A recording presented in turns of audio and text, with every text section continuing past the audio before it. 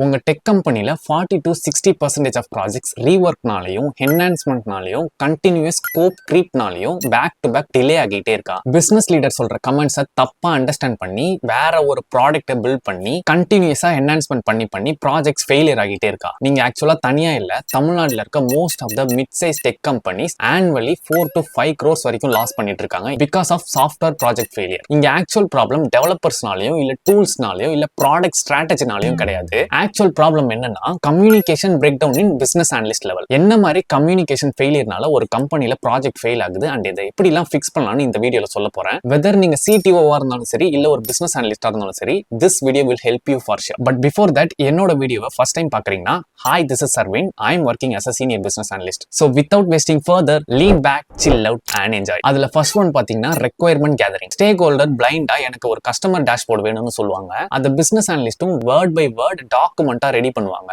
Prepare பண்ண டாக்குமெண்ட்டை developer கிட்ட ஷேர் பண்ணி எனக்கு இந்த ப்ராடக்ட்டை இமீடியட்டா ரெடி பண்ணி கொடுங்கன்னு கேட்பாரு. டெவலப்பர் என்ன பண்ணுவாரு, அந்த டாக்குமெண்ட்டை பேஸா வச்சு ப்ராடக்ட்டை பில்ட் பண்ணிடுவாரு. 3 வாரம் கழிச்சு ப்ராடக்ட் டெமோ மீட்டிங் நடக்கும். அந்த மீட்டிங்ல ஸ்டேக் ஹோல்டர் சர்ப்ரைஸ் ஆகி, இது நான் கேட்ட ப்ராடக்ட்டே கிடையாது, இதை போயிட்டு ரெடி பண்ணி வச்சிருக்கீங்களே, ஐ எம் நாட் சாட்டிஸ்ஃபைட் அப்படின்னு சொல்லி மீட்டிங்கை க்ளோஸ் பண்ணிடுவாங்க. இந்த சின்ன பிரச்சனையால ஒரு கம்பெனிக்கு என்ன மாதிரி ரெவன்யூ லாஸ் ஆகுதுன்னு சொல்லவா. 3 வாரம் டெவலப்பரோட டைம் வேஸ்ட் ஆகிருக்கு. தட் மீன்ஸ் 3 வாரம் கம்பெனி டெவலப்பருக்கு பே பண்ண salary கம்ப்ளீட்லி வேஸ்ட். அண்ட் அது மட்டும் இல்ல, அதை ரீவொர்க் பண்ண போறேன், ரீபில்ட் பண்ண போறேன், இன்னும் ஒரு 2 வாரம் எடுத்துப்பாங்க, அதுவும் கம்ப்ளீட்லி வேஸ்ட். ஸோ 2 வாரத்துல முடிக்க வேண்டிய ஒரு ப்ராடக்ட்டை 5 வாரத்துல முடிக்கிறோம். அண்ட் பிளான் பண்ண ஸ்கெடியூலையும் தாண்டி டிலேவா மார்க்கெட்ல லான்ச் ஆகுறதுனால எக்ஸ்பெக்ட் பண்ண ரெவன்யூவை அந்த ஃபினான்ஷியல் இயர் கம்பெனியால ஜென்ரேட் பண்ண முடியாது. ஒரு ரெக்வயர்மெண்ட் கேதர் பண்ணும்போது ப்ராப்பரா டீடைல்ஸை கலெக்ட் பண்ணியிருந்தா ஒரு கம்பெனிக்கு இவ்வளவு பெரிய லாஸ் நடந்திருக்காது. இந்த மாதிரி புவர் ரெக்வயர்மெண்ட் கம்யூனிகேஷனால ஒரு மிட் சைஸ் டெக் கம்பெனில ஒரு வருஷத்துக்கு 2 to 5 கோடி வரை லாஸ் பண்ணிட்டு இருக்காங்கன்னு பல ரிசர்ச் சொல்லுது. சோ உங்க கம்பெனில இருக்க பிசினஸ் அனலிஸ்ட ஒரு ஸ்டேக் ஹோல்டர் கிட்ட ரெக்வயர்மெண்ட்ஸ் கேதர் பண்ணும்போது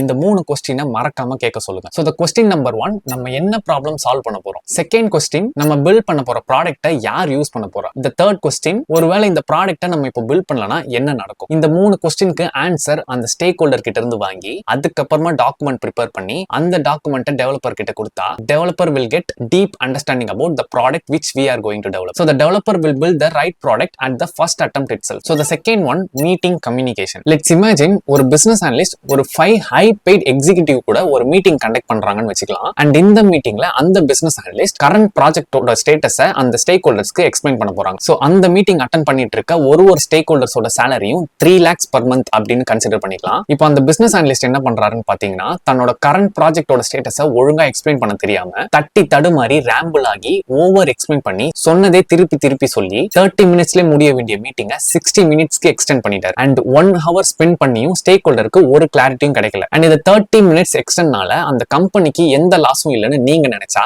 அது கம்ப்ளீட்லி ராங். அந்த கம்பெனிக்கு இப்போ எந்த மாதிரி எல்லாம் ரெவன்யூ லாஸ் ஆயிருக்கும்னு நான் இப்போ சொல்றேன். 5 stack ஹோல்டர்ஸோட salary 3 lakhs per month சொன்னா அந்த கம்பெனில 22 ஒர்க்கிங் டேஸ்னு கன்சிடர் பண்ணி அந்த 3 lakh 1 day சேலரிக்கு கன்வெர்ட் பண்ணுனா அந்த ஸ்டேக் ஹோல்டரோட 1 day சேலரி 13,636 rupees. அண்ட் இத 1 hourக்கு கன்வெர்ட் பண்ணுனா 1,704 rupees அந்த ஸ்டேக் ஹோல்டருக்கு அந்த கம்பெனியோட ஃபவுண்டர் பே பண்றாங்க. இந்த மாதிரி அன்ப்ரொடக்டிவிட்டி மீட்டிங் பிசினஸ் அனலிஸ்ட்னால ஒரு ஸ்டேக் ஹோல்டருக்கு ஒரு மாசத்துக்கு 20 வாட்டி நடக்குதுன்னு வச்சுக்கிட்டா கூட அது அப்படியே ஆனுவலுக்கு கன்வெர்ட் பண்ணுனா ஒரு மாசத்துக்கு 34,080 rupees வருது. அண்ட் அது எல்லாத்தையும் ஒரு வருஷத்துக்கு நீங்க கன்வெர்ட் பண்ணீங்கன்னா 4,08,960 rupees அந்த ஃபவுண்டர் ஸ்டேக் ஹோல்டர்ஸ்க்கு பே பண்றாங்க. இப்போ நான் சொன்ன இந்த கால்குலேஷன் வெறும் ஒரே ஒரு ஸ்டேக் ஹோல்டருக்கு தான். இந்த அமௌண்ட்டை அப்படியே 5 ஸ்டேக் ஹோல்டருக்கு நீங்க கால்குலேட் பண்ணி பாத்தீங்கன்னா அப்ராக்சிமேட்டா 20 lakhs ஒரு வருஷத்துக்கு அந்த ஃபவுண்டர் ஸ்டேக் ஹோல்டருக்கு பே பண்ணிட்டு இருக்காங்க. சோ அந்த பிசினஸ் அனலிஸ்ட்னால அந்த ஸ்டேக் ஹோல்டரோட டைம் வேஸ்ட் ஆகி 20 lakhs per annum அந்த கம்பெனிக்கு லாஸ் ஆகிருக்கு. அண்ட் அது மட்டும் இல்ல, ப்ராடக்ட்டை நினைச்ச டைம்க்கு முடிக்காததுனால டெசிஷன் டிலே ஆகுது.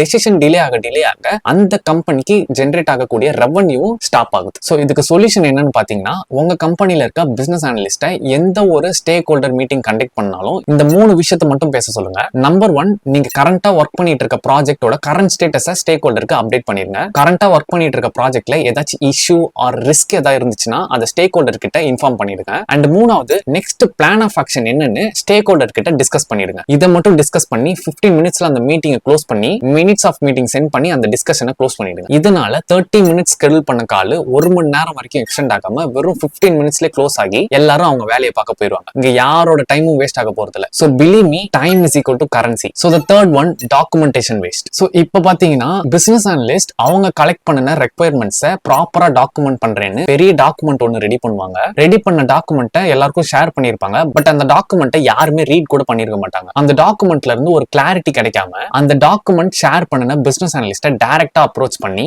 ஒரு விஷயத்தையும் கேட்டு தெரிஞ்சிட்டு இருப்பாங்க. சோ இங்க அந்த பிசினஸ் அனலிஸ்ட் ஒரே விஷயத்த 10 டிஃபரெண்ட் பீப்புளுக்கு 10 வாட்டி எக்ஸ்பிளைன் பண்ணிருப்பாங்க. So now he is a human FAQ system. And இதே மாதிரி பிசினஸ் அனலிஸ்ட் ரிலேட்டடா மோஸ்ட் ஆஃப் த இன்ஃபர்மேஷனை யூடியூப்ல ஃப்ரீயா அப்லோட் பண்ணியும் still I receiving same question from lot of BA aspirants. So if you need BA guidance, டிஸ்கிரிப்ஷன்ல இருக்க ஃபார்ம்ல உங்க டீடைல்ஸை சப்மிட் பண்ணுங்க. I will reach out to you. Let's coming back to the topic. சரி, இதனால ஒரு ஃபவுண்டருக்கு என்னடா லாஸ் ஆக போகுதுன்னு நீங்க நினைப்பீங்க. பட் அப்படி நினைக்காதீங்க. இங்கதான் ஒரு பெரிய லாஸே இப்போ நடக்க போகுது. Let me explain you clearly. ஒரு வாரத்துக்கு அந்த பிசினஸ் அனலிஸ்ட் 16 hours ஸ்பெண்ட் பண்ணி ஒரு டாக்குமெண்ட் கிரியேட் பண்றாங்கன்னு வச்சுக்கலாம். அண்ட் அந்த பிசினஸ் அனலிஸ்டோட salary 1 lakh. அண்ட் அந்த பிசினஸ் அனலிஸ்ட் ஒரு வாரத்துக்கு 16 hours ஸ்பெண்ட் பண்ணி ஹியூமன் FAQ சிஸ்டமா ஆக்ட் பண்ணிட்டு இருக்காருன்னு வச்சுக்கலாம். That is 2 working days. And இது அப்படியே ஒரு மாசத்துக்கு கன்வெர்ட் பண்ணீங்கன்னா 8 days. அண்ட் இது அப்படியே ஆனுவலுக்கு கன்வெர்ட் பண்ணீங்கன்னா 4,36,363 rupees அந்த ஃபவுண்டர் அந்த பிசினஸ் அனலிஸ்டுக்கு ஹியூமன் FAQ சிஸ்டமா ஆக்ட் பண்றதுக்கு ஃபண்ட் ப்ரொவைட் பண்ணிட்டு இருக்காரு. தட் மீன்ஸ் அவரோட salary. as a ஃபவுண்டரா இப்போ நீங்க என்ன பண்ணுவீங்க?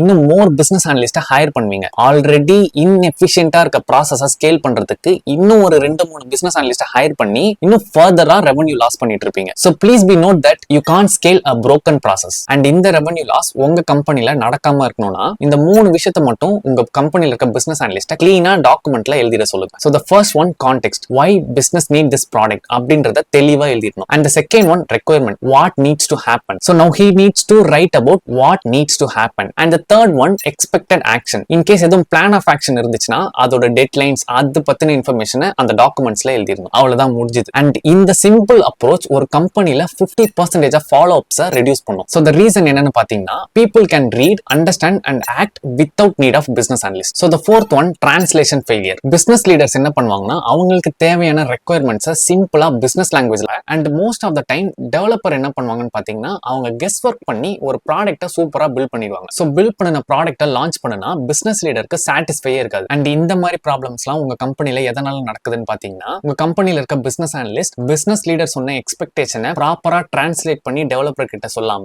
ஜஸ்ட் பாஸ் மட்டும் பண்ணனா இந்த மாதிரி ப்ராஜெக்ட் ஃபெயிலியர் நிறைய நடக்கும். ஒரு கம்பெனில இது மாதிரி ப்ராப்ளம்ஸ் ஆகுறதுனால என்ன மாதிரி லாஸ்லாம் நடக்கும்னு பாத்தீங்கன்னா ஃபர்ஸ்ட் ராங் ப்ராடக்ட்டை பில்ட் பண்ணிடுவோம். அண்ட் பில்ட் பண்ண ப்ராடக்ட்டை ரீவொர்க் பண்றதுக்கு டைம் எடுத்து எக்ஸ்பெக்ட் பண்ண டேட்ல ப்ராடக்ட் லான்ச் ஆகாது. Because of this a huge revenue loss for the company. So இந்த மாதிரி ரெவன்யூ லாஸ் உங்க கம்பெனில நடக்காம இருக்கணும்னா ask business analyst to translate the information properly instead of just passing the information. And the last and final one, the talent gap. So இதுதான் இந்த communication ஃபெயிலியரோட most important part. Because ஒரு கம்பெனில most expensive revenue loss இந்த ஒரு கேப்னால தான் நடக்கும். இது எய்தர் நீங்க ஒரு சீஃப் டெக்னிக்கல் ஆஃபீஸரா இருந்தாலும் சரி இல்ல ஒரு பிசினஸ் அனலிஸ்டா இருந்தாலும் சரி உங்க 2 பேரையுமே பயங்கரமா அஃபெக்ட் பண்ணும். லெட்ஸ் சே ஃபார் எக்ஸாம்பிள் நீங்க ஒரு CTO இப்போ கன்சிடர் பண்ணிக்கலாம். ஒரு 10 பிசினஸ் அனலிஸ்ட் கேண்டிடேட்ஸை இன்டர்வியூ பண்ண போறீங்க. எல்லாருமே அவங்களோட ரெஸ்யூமை ப்ராப்பரா கிராஃப்ட் பண்ணி வச்சிருக்காங்க. காம்ப்ளெக்ஸ் ப்ராஜெக்ட்ல ஒர்க் பண்ணுன்ற மாதிரிலாம் போட்டிருக்காங்க. பட் அவங்க கிட்ட பேசும்போது அவங்களோட கரண்ட் கம்பெனில என்ன மாதிரி பிசினஸ் இம்பாக்ட் பண்ணேன்றத தெளிவா எக்ஸ்பிளைன் பண்ண தெரியாம கண்ணா பின்னான்னு வளரிட்டு இருப்பாங்க. அண்ட் இந்த சிச்சுவேஷன்ல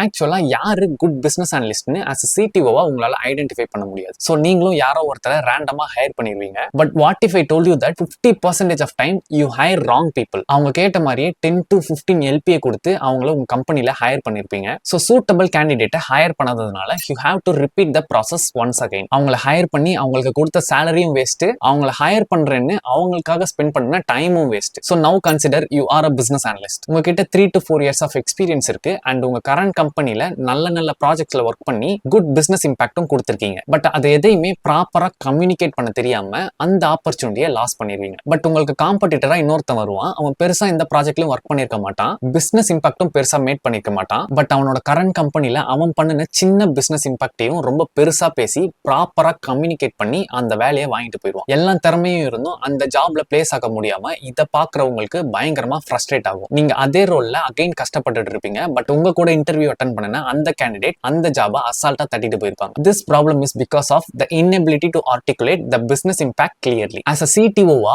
ஒரு ஸ்ட்ரக்சரே இல்லாம ஒரு கேண்டிடேட் கிட்ட கொஸ்டின் கேட்கறது மூலமாவும் அண்ட் as a business analyst-ஆ ஒரு ஸ்ட்ரக்சரே இல்லாம உங்களோட பிசினஸ் இம்பாக்டை நீங்க எக்ஸ்பிளைன் பண்ண ட்ரை பண்ணும் போதும் இந்த மாதிரி டேலண்ட் கேப் கண்டிப்பா கிரியேட் ஆகும். நீங்க ஃபவுண்டரா இருந்தாலும் சரி, CTO-வா இருந்தாலும் சரி, இல்ல பிசினஸ் அனலிஸ்ட் ஆஸ்பிரண்டா இருந்தாலும் சரி, இந்த சின்ன ஃப்ரேம் ஒர்க்கை யூஸ் பண்ணனா as a CTO-வா உங்களோட கம்பெனில நீங்க குட் பிசினஸ் அனலிஸ்ட ஹையர் பண்ணலாம். That is PRAR. P means problem, R means role, A mean action and R mean result. நீங்க CTO-வா இருந்தா நீங்க ஹையர் பண்ண போற கேண்டிடேட் கிட்ட நீ என்ன மாதிரி ப்ராப்ளமோ உன்னோட கரண்ட் கம்பெனில கிளியர் பண்ணுன்னு சொல்லி கேட்கணும். அண்ட் த செகண்ட் ஒன் உன்னோட கரண்ட் ரோல் என்னன்னு எக்ஸ்பிளைன் பண்ண சொல்லணும். அண்ட் த தேர்ட் ஒன் அந்த ப்ராப்ளம்க்கு நீ என்ன மாதிரி சொல்யூஷன் கொடுத்தன்னு கேட்கணும். That is comes under action. And அந்த சொல்யூஷனால பிசினஸ்க்கு என்ன இம்பாக்ட் கிடைச்சிச்சுன்னு சொல்லி நீங்க கேட்கணும். அண்ட் இந்த 4 விஷயத்தை கேட்கறது மூலமா ஸ்ட்ராட்டஜிக் பிசினஸ் அனலிஸ்ட் யாரு அண்ட் டாக்டிக்கல் பிசினஸ் அனலிஸ்ட் யாருன்னு வெறும் 90 செகண்ட்ஸ்ல தெரிஞ்சுக்க முடியும். அண்ட் நீங்க ஒரு பிசினஸ் அனலிஸ்டா இருந்தா இந்த 4 கொஸ்டினுக்கும் ப்ராப்பரா எக்ஸ்பிளைன் பண்ண தெரிஞ்சிருக்கணும். இதை நீங்க ப்ராப்பரா எக்ஸ்பிளைன் பண்ணா மட்டும்தான் நீங்க ஸ்ட்ராட்டஜிக் திங்கிங் பிசினஸ் அனலிஸ்ட்னு அவங்களுக்கு ப்ரூஃப் பண்ணுவீங்க.